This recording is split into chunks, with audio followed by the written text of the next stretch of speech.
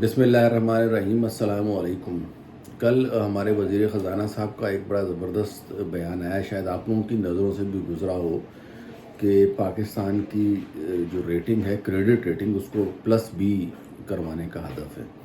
مطلب یہ ہے کہ پاکستان کو اس قابل کرنا ہے کہ یہ مزید قرضے لے سکے۔ یہ ہمارے وزیر خزانہ صاحب جو ہیں ٹارگٹ لے کے چل رہے ہیں، یعنی بجائے اس کے کہ آپ یہ بات کریں کہ ہمارا GDP $400 بلین کو کراس کر جائے گا، آپ یہ بات کریں کہ جی ہماری جو ایکسپورٹس ہیں وہ $50 بلین کو کراس کر جائیں گی، آپ یہ بات کریں کہ ڈالر جو ہے وہ $200 سے نیچے آ جائے گا، یہ اس قسم کے اہداف مقرر کریں۔ آپ یہ ہدف مقرر کریں کہ ان امپلائمنٹ جو 8.4% کی بلند ترین سطح کے اوپر ہے، اس کو ہم نیچے لے کے آئیں گے۔ آپ بات کر رہے ہیں کہ جی ہمارا جو کریڈٹ ریٹنگ کا ٹارگٹ ہے وہ +B ہے۔ بھئی در فٹے ہوئے ہیں اس قسم کے ٹارگٹ کے اوپر، یعنی آپ ہمیشہ الٹا سوچتے ہیں۔ آپ کی سوچ کا میں محور جو ہے نا وہ نہیں سمجھ سکا ہوں، کہ بجائے اس کے کہ آپ یہ بات کرو کہ جی انویسٹمنٹ ہے ہمارے ملک میں کاروبار پھلے پھولے، ہمارا جو غریب ہے، ہمارا کسان ہے، ہمارا جو مزدور ہے وہ پھلے پھولے، آپ ہمیں مزید قرضوں کے چکر میں ڈال رہے ہیں، جبکہ پہلے کے قرضے وہ ہم سے دیے نہیں جا رہے ہیں، ان کے لیے ہمیں مزید قرضے لینے پڑ رہے ہیں، بیل آؤٹ پیکج لینے پڑتے ہیں، اور کیا کیا ہمیں کرنا پڑ رہا ہے، اور آپ ہمیں مزید قرضوں کی طرف جو ہے نا وہ لگا رہے ہیں۔ دوسرا، آپ کی ماشاءاللہ سوچ ہے وہ یہ ہے کہ جی ہم نے ٹیکس ٹو GDP ریشو 13% کرنا ہے، جو ابھی 10% کے اوپر ہے، یا $100 اگر ٹیکس، $100 میں سے $10 ٹیکس وصول ہوتا ہے، تو ہم نے اس کو کرنا ہے کہ $100 والوں سے $13 کرنا ہے، یعنی جو ابھی ٹیکس دے رہے ہیں ہم نے ان کو ہی نچوڑنا ہے۔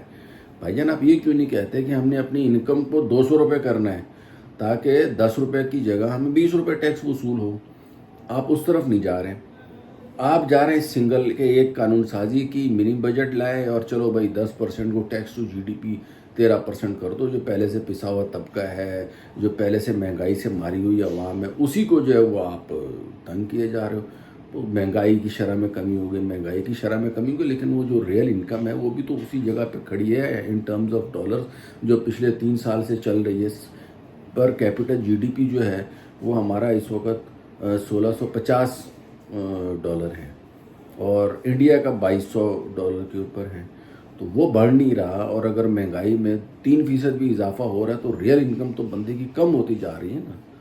تو اس قسم کے جھوٹے دعووں کو اور میں سبسکرائب نہیں کرتا۔ اگر پاکستانی عوام سبسکرائب کر لے تو کر لے، مجھے تو یہ لگ ہی ایسا رہا ہے کہ یہ جو ہے نا بجائے اس کے کہ پاکستان کا وزیر خزانہ ہو، یہ مجھے IMF کا وزیر خزانہ زیادہ لگ رہا ہے، جس قسم کی اس کی سوچ ہے، جس قسم کی اس کی تھنکنگ ہے۔